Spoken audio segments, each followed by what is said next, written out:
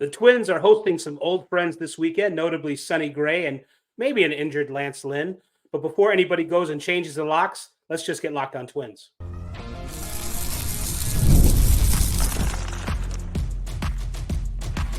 You are Locked On Twins, your daily Minnesota Twins podcast. Part of the Locked On Podcast Network, your team every day. Hello again, everybody, and welcome back to Locked On Twins, your daily go-to destination for the top Minnesota Twins insight, discourse, analysis, and other. A reminder that the Locked On Twins podcast is part of the Locked On Podcast Network, your team every day. I'm the co-host, Dave Brown, the first co-host, that is, a ball writer since 98 and a BBWA member since 2012. Please follow me on Twitter at @AnswerDaveBrown.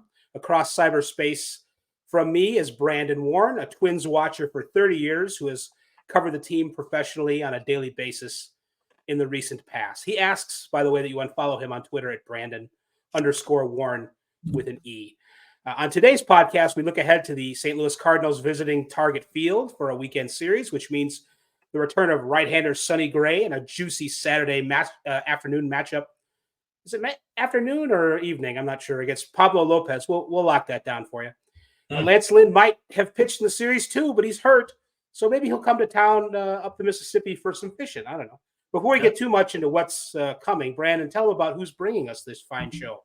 SupplyHouse is the reliable way to get parts fast. SupplyHouse.com. Shop for your next plumbing, h-vac, or electrical job and get fast shipping from coast to coast at SupplyHouse.com. SupplyHouse in the middle of... No, I'm just kidding. Oh, I was gonna keep grooving along with you. So if you Saturday, by the way, Sonny and Pablo. 6:10. So it's not a really. I mean, it is afternoon technically, but it is evening. So I don't want to mislead anybody and have everybody go down to First Avenue or whatever it's called, and looking for stuff, and then there's nothing there, and then you got to come back in a few hours to downtown Minneapolis, and you don't want to waste your day. Right. But if you were Lance Lynn, most of the time when guys are hurt, they don't come back on the road trip unless he's like ramping up. Would you come to Minnesota? Would you stay away if you had the chance, if you were Lance Lynn, to not come back and relive any of those memories? I don't think he's ever been happy to be in Minnesota in any way, shape, or form. And so I'm guessing he won't be on the trip. Although, you know what? If I was still covering, I'd go and show face. And you know why? Because I could do it under the guise of saying hi to Kyle Gibson rather than him. Or I guess I never got to know Sonny Gray because he wasn't here when I was covering. But Kyle Gibson, one of my favorite guys, and won't pitch in the series, but two of my favorite jokes with him were Cole DeVries told me they called him Kyle Schlibson, which basically just shows how dull and dumb baseball player nicknames can be. And then one time he had come out of the back area with the players' shower and food area, whatever, where media is not allowed. And he was wearing a buttoned up polo and some chino shorts. I don't know. Anyway, a bunch of guys were asking him what time his tea time was, because it was during like the US Open or during the, some golf tournament. Like, oh, what time you teeing off today, Gibby? And he got kind of sheepish about that, but it was pretty funny. They had a lot of fun with him. He's a A+++ dude, and I'm happy to see him still in the league after being drafted 15 years ago. I'm not sure what year it was, maybe 2021 or something like that, but he was still with the Twins, and he did at Kansas City after a Royals game. The Twins did a horse race. They dressed up in horse costumes and ran around Kauffman Stadium. I remember taking a picture of several players in their horse costume, and basically, it was like, we'll do anything for Kyle, kind of a thing. It wasn't. It was kind of a rookie hazing sort of thing, but it was something that they liked to do because he was such a good teammate. So he always made a good impression as someone with a sense of humor. And I feel like I'd have a hard time remembering the four teams he's pitched for since the Twins, by the way. The Rangers. I don't know why I remember that one. And the Cardinals. Yep. And then I don't know. What? There's two more. There's a Bird team and an NL East team. Another Bird. He's been Birds back to back. He wasn't on the Blue Jays, was he? No, he was in the Orioles last year. Oh, that's right, the Orioles. I talked to him in spring training too. And then Phillies, after Texas traded him to Philly. Oh, He yeah, finished out Phillies. his Part of this deal. a Spencer Howard trade at some point. It's all coming That's back right. to me now. Yeah, and hasn't Spencer Howard kind of bounced around since then? I think he was. He's still bouncing right now. We got to corral him. Yep. We won't see Kyle Gibson in the series, and if we see Lance Lynn, it'll be in some kind of non-competitive mode, which maybe is for the best. I should note though that today is Andre Pallante against David Festa. If you want to catch every pitch of that Twins hometown broadcast with Chris Atterbury and friends on Sirius XM, you just download the SXM app. Looking at a 7:10 first pitch, and it's going to be an interesting one because Pallante. I'm not exactly sure how it's Pallante. I looked it up. It should be Pallante, but it's not. It isn't quite Ozzie Guillen-fied. Ozzie Guillen is how we should have been pronouncing Ozzie Guillen all these years, but he didn't make a big deal. Two very good young pitchers who have obviously different repertoires and stuff. Should be good one to watch. Looks like you'll have to watch it on Apple TV Plus though. So good luck finding it if you're not already on that. I'm sure there's some streaming, gray area service out there that's available too. If you don't, exactly. So I like to call him Andre Pallante, like he's a goaltender for a Quebec team, perhaps someone that Edouard Julien grew up admiring in the woods of Quebec City. But Andre Pallante, David Festa, Sonny Gray versus Pablo Lopez, and then Eric Fetty. Twice now the Twins had a chance at a bite of the Eric Fetty apple. They didn't trade for him. They didn't sign him in free agency. There's no money for that. Sorry. Versus Zebby Matthews on Sunday. So it's Fetty versus Zebby on Sunday. So it sounded like they Googled Fetty. They just didn't like what they found, apparently. Or then they offered Luke Keeschel, and I think they found that or no, am I thinking wrong there? I thought they offered. You're thinking of the what? Yeah, you are. I think that's true. Or that's a rumor I heard. I don't know if it's true, but anyhow, Keeschel for Fetty, yeah, that was White Sox offer. Pallante, by the way, big ground ball guy, 62.1% this year, 67.2 in his big league career. And he's coming up on 260 career innings. So it's a pretty significant sample size, throws hard, gets grounders. And, even though he strikes out 6-ish, 7-ish batters for his career per nine and hasn't got pinpoint control, you can keep teams in the yard as he has and on the ground. You've got a chance to win most nights. So the Twins have been more of an elevate and celebrate team in recent seasons. And if they can get him in the air, I think they've got a good chance to win this one. But ground ball guys are tough. And that's kind of been a staple for the Cardinals dating back to, Jake Westbrook they had who could induce grounders. And I feel like Kyle Gibson, obviously you have to remember as a ground ball guy. Basically Sonny Gray is the one who I guess is probably going to deviate from that standard. But the Cards love their ground ball guys, and they got a good one here in Pallante. Well, Sonny still, I guess moving on from Pallante, Pallante's hard to barrel. He'll feature the four-seamer against lefties and the knuckle curve against lefties, and then go with the sinker and the slider against right-handers. He tends to do that. His breaking pitches have a lot of vertical movement, extreme ground ball guy, like you said. Mm-hmm. Hasn't been getting the strikeouts, hasn't had the command. He's kind of shifted over from relief pitcher to starter. Maybe he's got a little Gus Farland's brother in him. I don't know. But Pablo he's still a 2/3, not Pablo, but Sonny is a 2/3 ground ball guy. So he's still getting them, but he's also occasionally bitten by the home run bug. Sonny also has a 5.50 ERA in his 6 second-half starts. So not that good. He's lasted 5 innings each in his past 2 starts. So he's maybe in a rut, but maybe looking to get right against the Twins. Well, and so he had a 6.75 ERA in July, 4.50 in August. The things that are standing out to me from Sonny that could be problematic, last 14 days giving up 1,028 OPS. But lefties have a 778 OPS against him and a 599 for righties. Twins can obviously load the lineup of lefties with the best of them.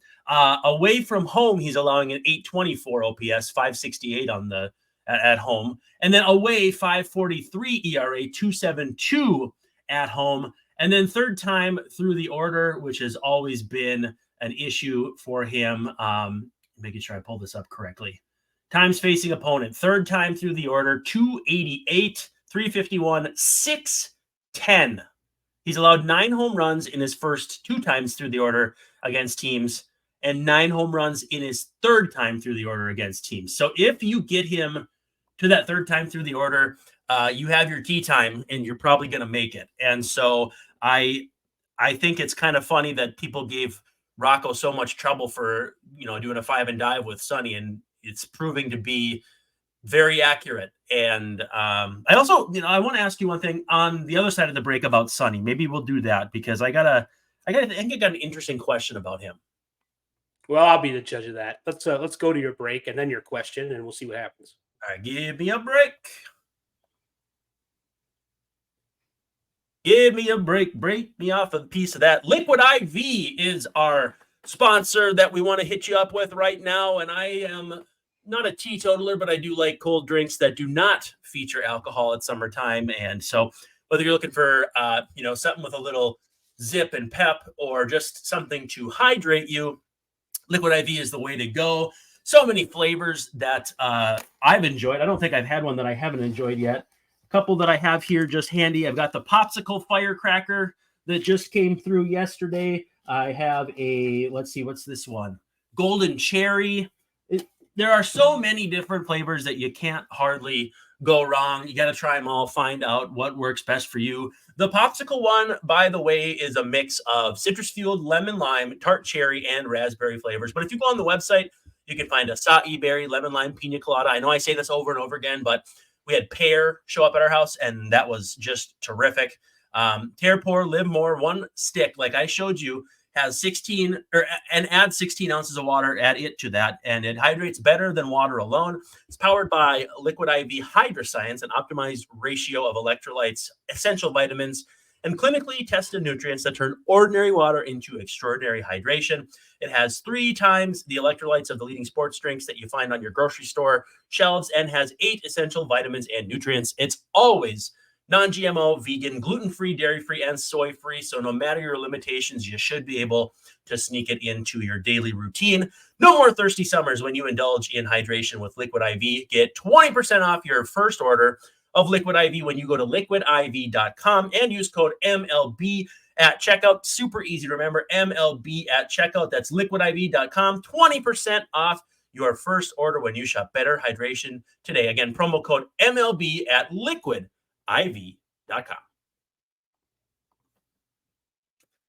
And we're back at it with Supply House. It is the place to be if you are looking for supplies, if you're in the skilled trades. It's supplyhouse.com. It's the reliable way to order plumbing, HVAC, and electrical products online. Their easy-to-use website is packed with helpful resources and the latest product info to help you get the job done right. You can shop a complete inventory of over 200,000 parts from over 400 top brands and get your order delivered right to your door with super fast shipping from coast to coast. And if you need help with an order, you can get expert support and industry-leading service from the friendliest folks in the game and talk to a real person every single time. Pros in the skilled trades can get a competitive advantage by joining SupplyHouse.com's free Trade Master program at SupplyHouse.com/TM. Every Trade Master gets access to a dedicated phone line, free shipping, and discounts on every order. Join the thousands of trade pros already benefiting from their free membership, again, at SupplyHouse.com/TM, and order plumbing, HVAC, and electrical supplies from anywhere with just a few clicks. Again, that's SupplyHouse.com. You ever rip open one of those liquid IVs and just down it? What happens if you have? I think it would be like one of those, have you ever been playing with puppets and one has like a smoker's cough? And it's like Have I ever been playing with puppets? That's a very, yes, maybe 39 or 40 years ago. Yeah, sure. I played with Sure. Got your puppet. But anyway, yeah, we would joke around with like powder in their mouth and then I think that's what would happen. It would taste good, no doubt about that. But drink it with water. Of puppet masters, what's your question about Sonny Gray? What do you see here? Oh, I thought you were saying Master of Puppets because I saw Metallica last week. Do So you you mentioned, yes. think? Disappointing show. Yes. I didn't play that song.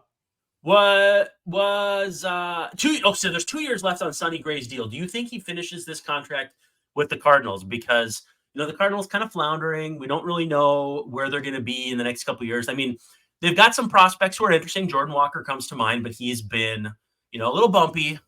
They're not quite churning out the David Freezes and Matt Carpenters. By the way, Matt Carpenter back with them, but I believe injured. They're not really churning out those guys who end up being dependable big leaguers like Paul DeYoung, that guy that would always kind of turn up out of nowhere. I don't know. I think 2 more years at $50 million, that might prove to be a number that some teams might jump at this offseason. I don't know. Do you think the Cardinals might move on from him in the next year or two? It seemed like Sonny Gray got, as it turned out, one of the better deals of the offseason. Especially the way it finished. Yep. And it was like, well, maybe he jumped it a little too soon, but a lot of the other guys were, look what happened to Jordan Montgomery, and not lots of other guys who Blake Snell. No, not Jordan Zimmerman, no, but Jordan Montgomery. He's still trying to get over the Blake Snell, Do you trying to get ever, over the lack of a spring training. So yeah, do you ever say Ian Snell instead of Blake Snell? That's one that all the time. Yeah, I also say Greg Snell, who I knew in junior high. Scott Paddock. Scott Paddock, who I knew in high school. I do that. Ian Snell, absolutely. Ian Snell was a kind man once he picked up my notepad that I dropped and I didn't realize it. So Ian Snell, if I'm not mistaken. Yes, it was with the Pirates. Anyway, we're not here to talk about Sonny Gray. I don't know. I think the answer to your question is, it's funny. Like, how much more money could he expect from somewhere else? I don't think very much. The way things are going. Oh, we don't have a local TV contract again, and all the excuses are warming up in the bullpen. Also, and this is to the owner's credit, I guess. They've made free agency kind of a drag for everybody. And in terms of waiting for it, when's this going to happen? But for the players, a drag like, this is great. I finally have a chance to show what I'm worth, and I'm not under the yoke of the Kurt Flood-like, reserve clause for the first 6 years or 12 years of my professional existence. Right. Or even and it's just like, do you want to put yourself through that unless you know that you've got something? And how do you know? So but to answer your question specifically about the Cardinals, can they get Paulie Goldschmidt hitting again? Nolan Arenado's done a little better in the second half. He's got like 15 RBIs in August. I think that's not a repeatable skill, but it's better than what he was doing before. Are the Cardinals back to really kind of contending, maybe on the outside for a World Series? Sonny's going to have to ask himself that. Is all the trouble worth it? Because the situation in St. Louis isn't absolutely perfect. It's still a nice place to play. They still love you there in St. Louis. So but it feels like they might part out. Maybe. So, but it depends on how fast they think the Cardinals can get their act together. But their hitting in the second half has been atrocious. It's they're 27th in runs scored in August. Wilson Contreras has been, I was going to call him Wilson Alvarez, as an above average. I knew I heard that. Wilson Alvarez, I saw him not in person, but on TV throw a no hitter. I still have it on VHS against the Orioles in '91. Orioles? White Sox. Against the Orioles. Against White Sox against the Orioles in '91. I have caught the last ball. When my brother passed away, I inherited a no-hitter tape myself. So that's one thing we have in common.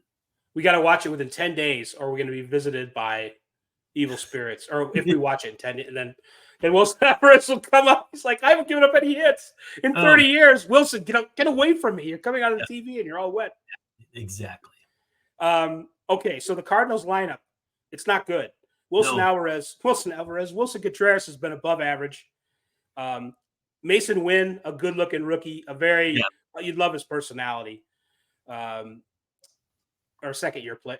He's still a rookie, I think. Arenado's been okay. Brendan Donovan's been okay. Lars Nootbaar's been okay. Tommy Pham has been okay. He's back. Goldie's been terrible, but it's not adding up to any runs. Yeah. So the Twins have a good chance to keep them down. Goldie's hitting 228, 287, 386.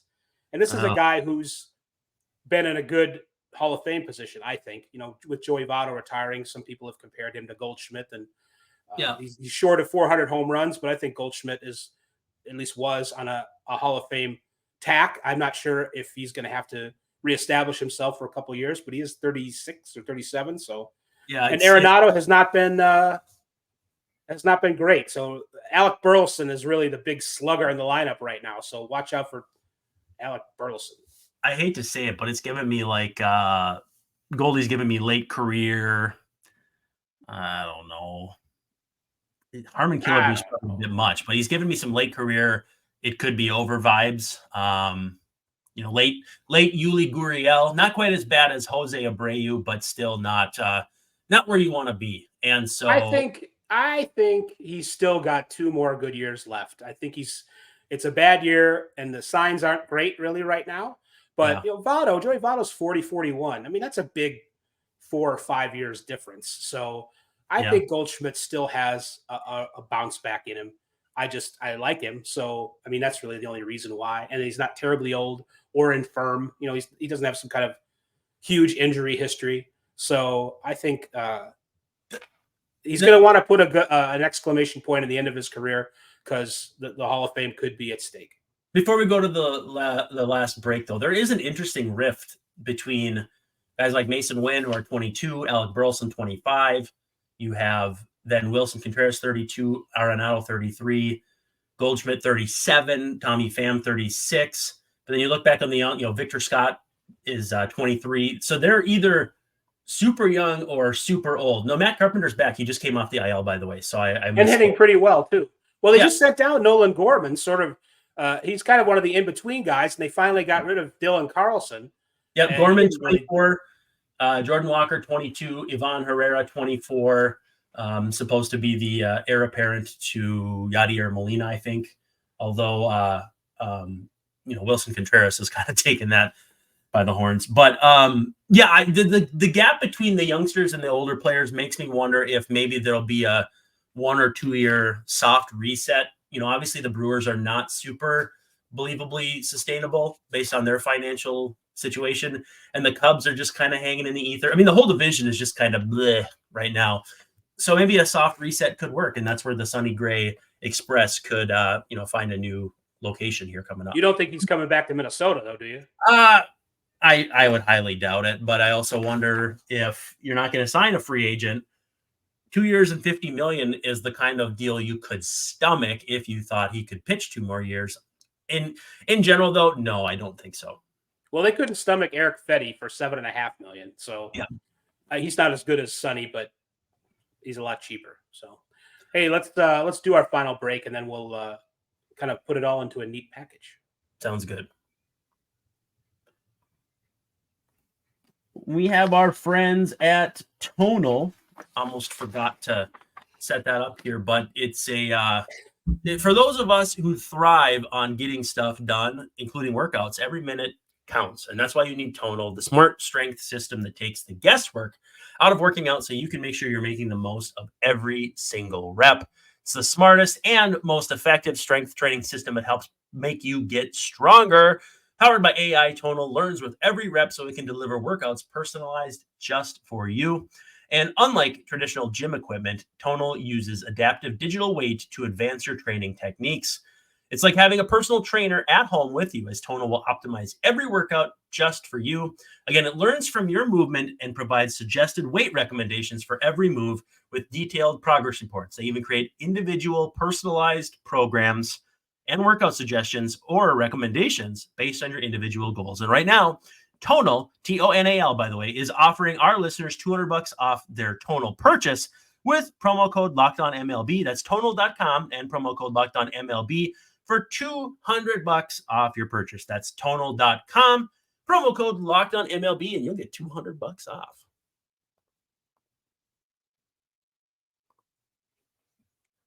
Yeah, one more thing about Sonny Gray. Don't let him throw any sweepers, because that's his really good pitch. Yeah. Some of his pitches are in the middle. His four-seamer fastball, lefties good for against them, or they're good against it. He's got a 602 expected slugging percentage there, so watch out for that. Yeah. As far as the Twins go, they've had a couple of most of the lineup is hitting. Mm-hmm. Jeffers and Julian have been resurgent. Julian, since he came back, had a good series against the Padres. He Jeffers, still has those weird disconnecting controller at bats, but not as often. Yeah, I just wonder how much that's going to limit Edouard here until he really fixes it. But he's been better. Do you like what you see from Jeffers? I see him hitting the ball harder. Some I don't know, some of the things on defense. Maybe we're becoming spoiled by Vasquez, but yeah. Well, I think the J people are back. It took a long time for it to happen, and it would make for a complete lineup if they could also get Buxton and Correa also in the lineup at the same time. Well, there's an off chance. I mean, I haven't gotten an email or a Google alert yet that Buxton has been activated, but there's a chance he'll be activated in time for the opener, which obviously would be great. And, we'll see who's on the light rail back to St. Paul if and when that happens. They're both in town, by the way. I might add, I'm going to Sunday's Saints game. So that should be a lot of fun. And who knows where I'll be seeing, but who I'll be seeing. Because it'd be fun to see Carlos Correa on a rehab stint in St. Paul this weekend too. So I don't know. There's a lot to be said for how the Twins have fared with guys out this year, whether it's Royce, Correa, Buxton. I think I saw a stat somewhere they've played like 17 games together this year. So to be in the position they're in, which is, encroaching upon first place, although doing it in dual fashion with the Royals, to be there when they've had, key injuries. Paddock, I would call a semi-key injury. Joe Ryan, a very key injury. And then all of their three top guys missing time at some point or another. Hats off to Rocco and his staff for being able to, make it work. Again, I know there's a very strong faction against Rocco out there. They call him Rockhead, but I don't know how you can deny the results this year. You can be upset with individual managing choices. Why not Google, can Steven Okert get guys out? But in general, this team has been about as good as you could have hoped for with all the issues they've dealt with. I think I read some of those tweets sometimes, especially like Rockhead stuff. It seems like it's over the top by half, almost like they don't necessarily mean it. They're just trying to upset people and push some buttons. Well, it's imagine that stuff. Like teams lose games 5-2 all the time. You don't need to fire the manager because you lost 5-2. You know who loses games all the time? The White Sox. Hey, have you noticed the Guardians have stopped hitting finally? Yeah. Gleeman said 22 and 28 in their last 50. And I had a gotcha moment. First of all, I had one levied upon me where I said that the Royals weren't going to be any good this year. And, now they're tied with the Twins. But Stephen Kwan, I had a fellow saying, I don't think his batting average on balls in play is sustainable, but his 1,000 OPS is. And I'm thinking, I don't think those two things can coexist. And now he's hitting like 229 since we had that exchange. And so, of course, me being the snide jerk that I am said, hey, just looking for an update on this one as he careens back towards a low 800, high 700 OPS existence. I mean, he never strikes out, doesn't really walk all that much, puts the ball in play. He's kind of the archetype of what this team does, but there's nobody in that lineup to fear outside of Jose Ramirez, and he can't do it all himself, though he's certainly trying this month. What about Joel Kenzie? What about Joel Kenzie? You mean Franmil Reyes with different... That's not nice. Show me the lie, though. I mean, I was watching the game. You remember where they scored like 6 or 7 runs in extras against the Yankees? And that was fun. He was totally helpless against Clay Holmes. I think Holmes threw 3 straight sliders, a foot off the plate, and he swung at all 3 of them. And I just think that's your there was a player that Saris loved that played for, it might have just been Franmil. Kyle Blanks might have been that kind of player, but these big hulking guys who look like they're going to destroy the ball, and when they hit it, they do, but they still have that hole in their swing where it's just, it is what it is. All right. Well, we have a hole in our show, and we're going to plug it by ending it. That wraps up this episode. Oh, yeah. Got to give some love to Sully. Thanks for making Locked On Twins your first listen, but if you got to have a second listen, we'd love for it to be Locked On MLB with Paul Sullivan. You can call him Sully. I know he's an Emmy-nominated producer and all kinds of cool stuff. But he's tremendous on Locked On MLB. He's going to provide you his national expertise with trademark humor to help you get ready for the MLB playoffs as we slog through the dog days of summer. So get ready for the Fall Classic with Sully, who has it all covered every single day with Locked On MLB, available on YouTube or wherever you get your podcasts. So wherever you find us, you can find him there.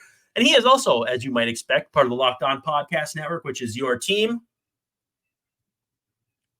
Oh, every day. Hey, I didn't know if you'd want to jump in on that. I was going to transition into Sully, but I didn't let you know ahead of time that I had it written into my little ending speech. Nice. But it's fine. It all works out anyway. So, but that wraps up this episode for Locked On Twins. Check back this weekend, possibly for a possible update on the Cardinals series. We'll see how it goes. Until then, Brandon and I will see ya tomorrow night. And it's Jack Buck, so we want to see it tomorrow night. Or Monday night, yeah. It's going to be Monday night now?